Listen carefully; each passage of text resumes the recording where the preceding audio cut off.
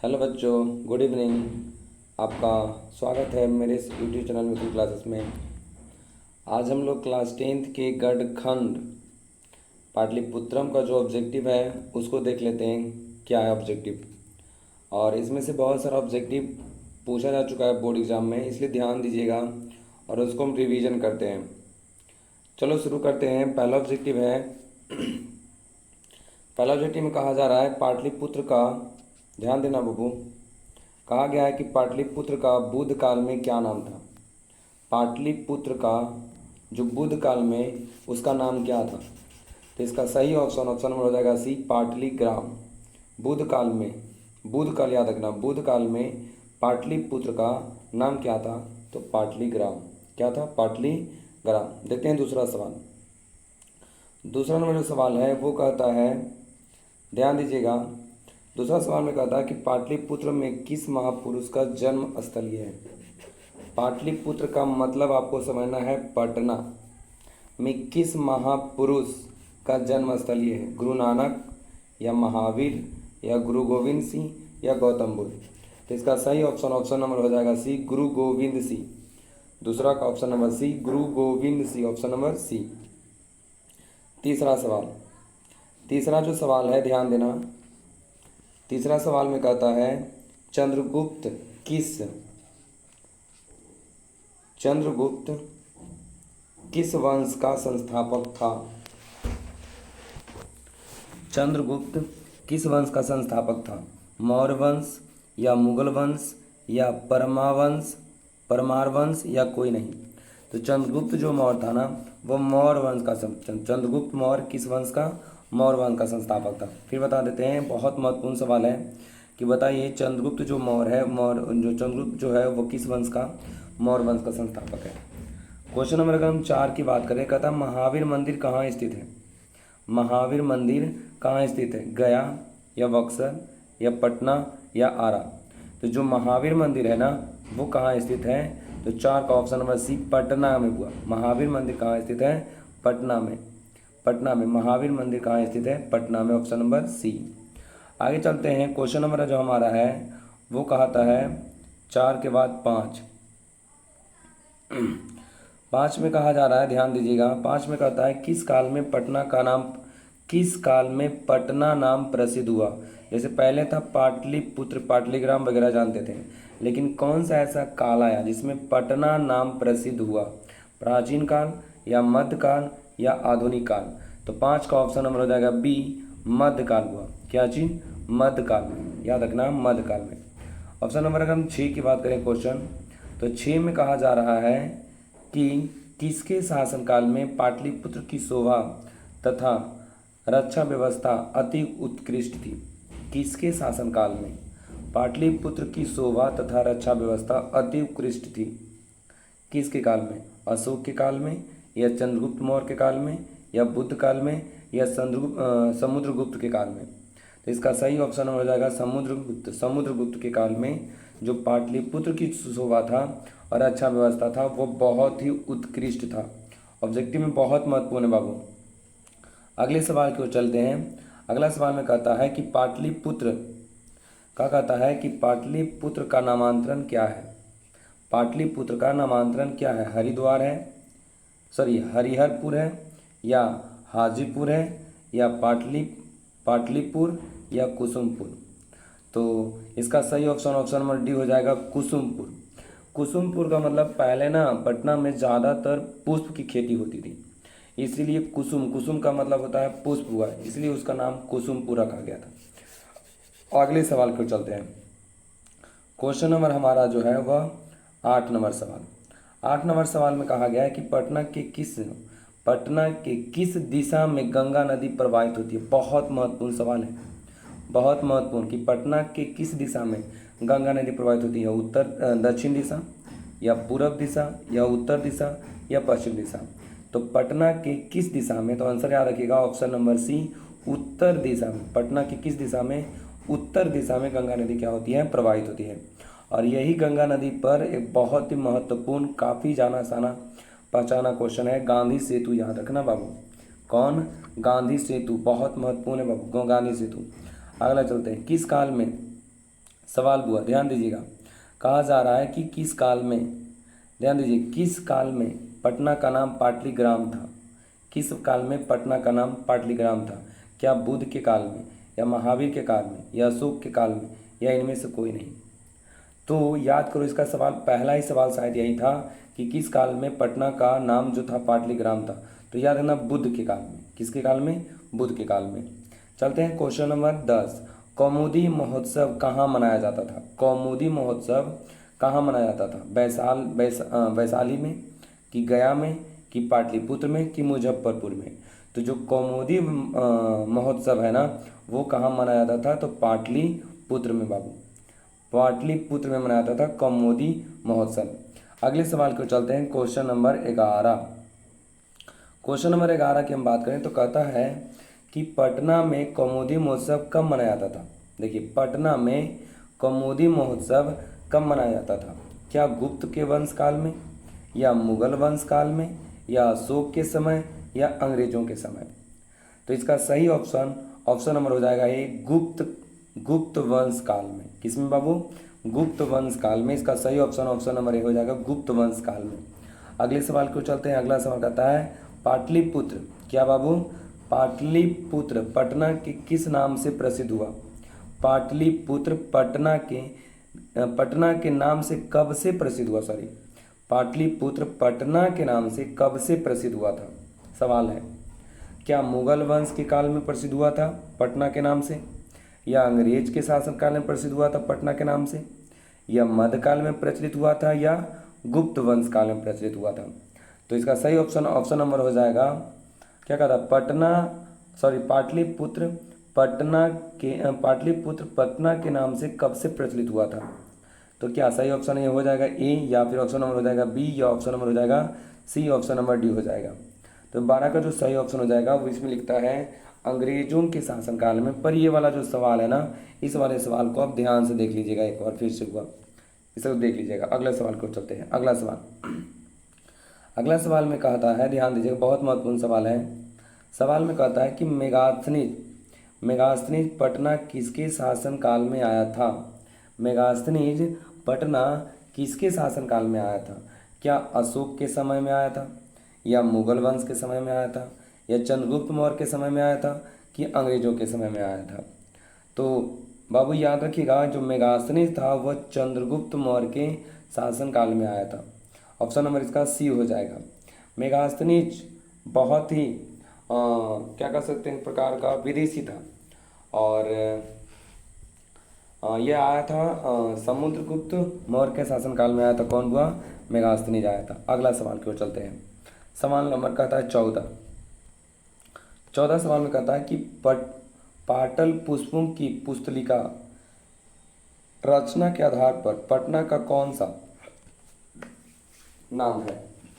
पाटल पुष्पों की पुस्तलिका रचना के आधार पर पटना का कौन सा नाम है? क्या पुष्पपुर है, या कुसुमपुर है, या पाटलिपुत्र है, या पटना है? तो 14 का जो सही ऑप्शन हो जाएगा, 14 का सही ऑप्शन पाटलिपुत्र हो जाएगा। 14 का सही ऑप्शन क्या हो जाएगा? पाटलिपुत्र हो जाएगा। 15 में क्या कहता है? कौमुदी महोत्सव किस ऋतु में मनाया जाता है? कौमुदी जो लिखा हुआ है ना कि कौमुदी महोत्सव किस ऋतु में मनाया जाता था? कौमुदी महोत्सव किस ऋतु में मनाया जाता था? तो याद रखिएगा बाबू, इसका सही ऑप्शन हो जाएगा शरद ऋतु। याद रखना, वो ऑप्शन नंबर हो जाएगा डी। ऑप्शन नंबर क्या हो जाएगा? डी। ऑप्शन नंबर हो जाएगा डी, इसका याद रखिएगा। चलते हैं अगले सवाल की ओर। क्वेश्चन नंबर अगला जो सवाल कहता है, ध्यान दीजिएगा, कहा जा रहा है अगला सवाल में कि बताइए कि कुटनीमतम काव्य के कवि कौन है? कुटनीमतम काव्य के कवि कौन है? राजशेखर है, या दामोदर गुप्त है, या विशाख दत्त है, या कालिदास है? तो इसका सही ऑप्शन नंबर हो जाएगा बी, दामोदर गुप्त। कौन हो जाएगा? दामोदर गुप्त। याद रखिएगा वो क्या हो जाएगा? दामोदर गुप्त हो जाएगा। चलते हैं अगले क्वेश्चन की ओर। बुद्ध के समय में पटना का क्या नाम था? तो बुद्ध के समय जो पटना का नाम था वो था बाबू, याद रखिएगा, पाटलीग्राम। बुद्ध के समय पटना का नाम पाटलीग्राम। देखो ये सब सवाल ना बाबू पूछा जा चुका है, ध्यान दीजिएगा, ये सब देखो सवाल जो ना वो पूछा जा चुका है, इसे बहुत महत्वपूर्ण याद रखिएगा। चलते हैं अगला सवाल की ओर। अगला सवाल में कहता है कि काल चक्र के कारण कितने वर्ष तक मध्यकाल में पटना की स्थिति जर्जर रही। काल चक्र के कारण कितने वर्ष तक मध्यकाल में पटना की स्थिति जर्जर रही है। तो 18 का जो सही ऑप्शन हो जाएगा, ऑप्शन हो जाएगा 200 वर्ष तक। कब बाबू? 200 वर्ष तक। कब तक? 200 वर्ष तक। अगला सवाल में कहता है यूनान का राजदूत कौन था। अभी इसके पहले हम लोग सवाल पढ़ रहे थे, याद है, मेगास्थनीज बता रहे थे कि यूनान का जो राजदूत था वो कौन था। तो यूनान का जो राजदूत था बाबू, याद रखिएगा, मेगास्थनीज था। इसलिए बोल रहे थे ना विदेशी था। कौन? मेगास्थनीज। तो ये यूनान का राजदूत था जो आया था चंद्रगुप्त मौर्य के शासनकाल में आया था, याद रखना हुआ। ये मेगास्थनीज कौन था बाबू? मेगास्थनीज। अगले सवाल को चलते हैं। सवाल नंबर कहता है गुरु गोविंद सिंह का जन्म स्थल कहाँ है। ये भी महत्वपूर्ण, देखो बाबू कितना महत्वपूर्ण सवाल ये सब है। गुरु गोविंद सिंह का जन्म स्थान कहाँ है? गुरु गोविंद सिंह का जन्म स्थान कहाँ है? तो पाटलिपुत्रम, मतलब पटना। पाटलिपुत्रम का मतलब क्या समझिएगा? पटना। अगला सवाल कहता है पाटलिपुत्र किस राज्य की राजधानी है।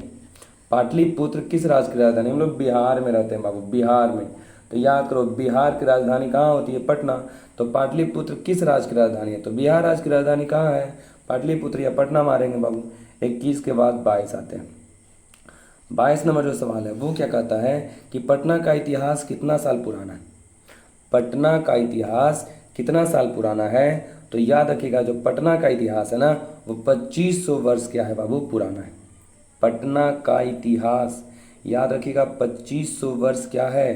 पुराना है। अगले सवाल को चलते हैं। तो कहता है 22 नंबर सवाल में कि बताइए पाटलिपुत्र वैभवम पाठ में किस नगर का वर्णन है। ये बहुत महत्वपूर्ण है। देखो ना, बहुत ऐसे ही पता चल रहा है पाटलिपुत्र पाठ में किस नगर का वैभव है। क्या गया का है या नवादा का है या आरा का है या पाटलिपुत्र का? तो सही ऑप्शन हो जाएगा ऑप्शन नंबर डी, पाटलिपुत्र का हुआ। नाम से पाटलिपुत्र मतलब पाटलिपुत्र के बारे में वर्णन किया गया है। चलते हैं अगले नंबर सवाल। अगला नंबर सवाल 24 में क्या कहता है? 24 में कहता है गुरु गोविंद सिंह किस धर्म के गुरु थे। गुरु गोविंद सिंह जो थे ना वो किस धर्म के गुरु थे? याद रखना ऑप्शन नंबर डी, सिख धर्म के। गुरु गोविंद सिंह किस धर्म के गुरु थे? तो गुरु गोविंद सिंह जो थे ना वह सिख धर्म के गुरु थे, याद रखिएगा। पटना में गंगा नदी पर कौन सेतु है? इसके पहले हमने बाबू क्वेश्चन बता दिया था कि बताइए पटना में गंगा नदी पर बहुत बड़ा एक पुल है, बहुत महत्वपूर्ण पुल है, उस सेतु का नाम बताइए। तो याद रखना बाबू गांधी सेतु। कौन सेतु? गांधी सेतु एक पुल है पटना के गंगा नदी पर, पटना में है और गंगा नदी पर है यह पुल बाबू। कौन? गांधी सेतु। चलते हैं अगले सवाल की ओर।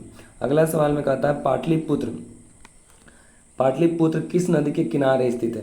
पाटलिपुत्र किस नदी के किनारे स्थित है? गंगा नदी, यमुना नदी, गंडक नदी या कोसी नदी? सही ऑप्शन नंबर हो जाएगा एक, गंगा नदी के किनारे स्थित है। कौन? पाटलिपुत्र। ऑप्शन नंबर क्या हो जाएगा? ए हो जाएगा, जो गंगा नदी के किनारे है बाबू पाटलिपुत्र। चलते हैं अगले सवाल की ओर।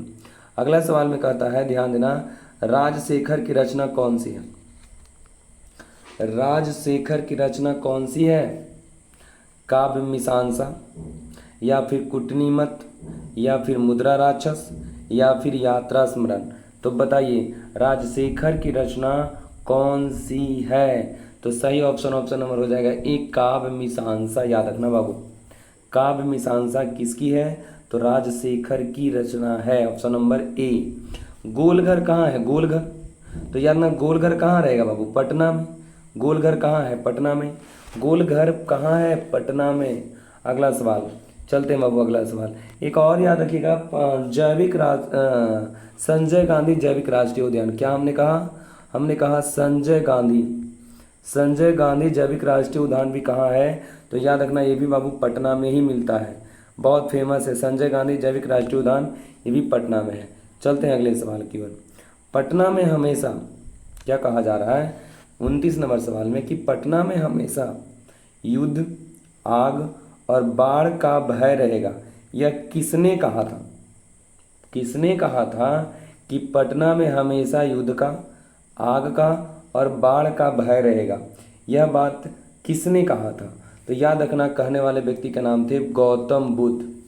कहने वाले व्यक्ति का नाम क्या था? गौतम बुद्ध बाबू, याद रखना।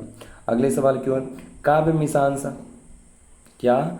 काव्य मीमांसा काव्य मीमांसा, सॉरी मीमांसा नहीं, गलती हो रहा था, काव्य मीमांसा, कंफ्यूज कर रहे थे। काव्य मीमांसा के रचनाकार कौन है? काव्य मीमांसा के रचनाकार कौन है? ध्यान से पढ़िएगा बाबू, एक बार ध्यान दीजिएगा क्या लिखता है, काव्य मीमांसा के रचनाकार कौन है। तो अभी हम लोग पढ़ रहे थे बाबू, क्या पढ़ रहे थे कि काव्य मीमांसा के जो रचनाकार हैं वो राजशेखर हैं। कौन है? राजशेखर हैं। अगला सवाल कहता है सिख संप्रदाय के 10वें गुरु कौन थे?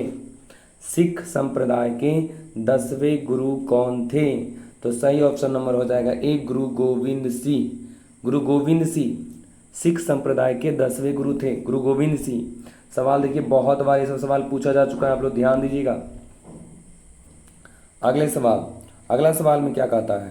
कहता है कि पटना नगर की पालिका देवी कौन है? पटना नगर की पालिका देवी कौन है? क्या शीतला देवी है, या मंगला देवी है, या पटन देवी है, या कलिका देवी है? तो पटना नगर की पालिका देवी कौन है? नाम से पता चल हुआ पटना, तो पटना में रहने वाले देवी का नाम पटन देवी। क्या मारिएगा? पटन देवी, ऑप्शन नंबर सी। समझे झुंझुनू? आपको मारना है क्या? सी मारना है। बहुत महत्वपूर्ण चैप्टर है बाबू, तो ध्यान नहीं दे रहे हैं। अगला सवाल देखिए, सवाल फिर आ गया वो वाला बुआ जो हम लोग पहले पढ़ चुके थे ना, ये सवाल कर चुके हैं 2 बार, तीसरा ये हो रहा बुआ कि मेगास्थनीज कहाँ का राजदूत था? तो मेगास्थनीज जो था ना वह यूनान का राजदूत था बाबू, जो आया था चंद्रगुप्त मौर्य के शासनकाल में आया था। याद रखना चाहिए बाबू। मेगास्थनीज, मेगास्थनीज कहाँ का राजदूत था? तो यूनान का राजदूत था। अगला सवाल, अगला सवाल में कहता है कि ग्रामो महानगरम भविष्यति कितु कलहस्य अग्निदास्य जलपुरस्य च भयात सर्वदाक्रांत भविष्यति, यह किनकी उक्ति है? मतलब याद करो, यह बात किसने भविष्य में कहा था कि न डर वगैरह रहेगा, भय वगैरह रहेगा जल से, अग्नि से, पटना का, यह बात कहे थे। याद करिए, हम लोग इसके पहले वाले क्वेश्चन में पढ़े थे, भगवान बुद्ध ने कहे थे कि पटना को आग से मतलब अग्नि से, और बाबू याद करो बाढ़ से क्या रहेगा? भय रहेगा। ये किसने बात कहे थे? महात्मा बुद्ध ने कहे थे। अगला सवाल की ओर कहता है पाटलिपुत्र पटना के नाम से कब प्रचलित हुआ? सवाल क्या है बाबू, ध्यान दीजिए। कहता है पाटलिपुत्र पटना के नाम से कब प्रसिद्ध हुआ? पाटलिपुत्र पटना के नाम से कब प्रसिद्ध हुआ? ये सवाल पहले भी आ चुका है, जो हमने बोला था घेर मार दीजिएगा। ये सवाल में कंफ्यूज कर रहे हैं कि कब से। क्या इसका सही ऑप्शन ये होगा, डी होगा कि अंग्रेज के शासनकाल में, या फिर चेक कर लीजिएगा अंग्रेज के शासनकाल में होगा क्या कि पाटलिपुत्र पटना के नाम से कब से प्रचलित हुआ? इसका क्या ऑप्शन, इसका डी होगा। आप चेक कर लीजिएगा। 35 नंबर सवाल, ये 2 बार नहीं 3रा बार सवाल हो चुका है, तो ध्यान दीजिएगा इस सवाल को। अगला सवाल, पटना किस शब्द से निर्मित है? पटना किस शब्द से, पटना किस शब्द से निर्मित है? क्या पटन देवी से, या पाटली से, या पतन से, या पाटन से? पटना किस शब्द से निर्मित है मतलब बना हुआ है? तो याद रखना ऑप्शन नंबर हो जाएगा सी, पतन से। ऑप्शन नंबर सी, 36 का ऑप्शन नंबर सी हो जाएगा पतन से। किसे हुआ? पतन से। 37 में क्या कहता है? 37 में कहा जा रहा है कि गुरु गोविंद सिंह का जन्म स्थान किस नाम से प्रसिद्ध है?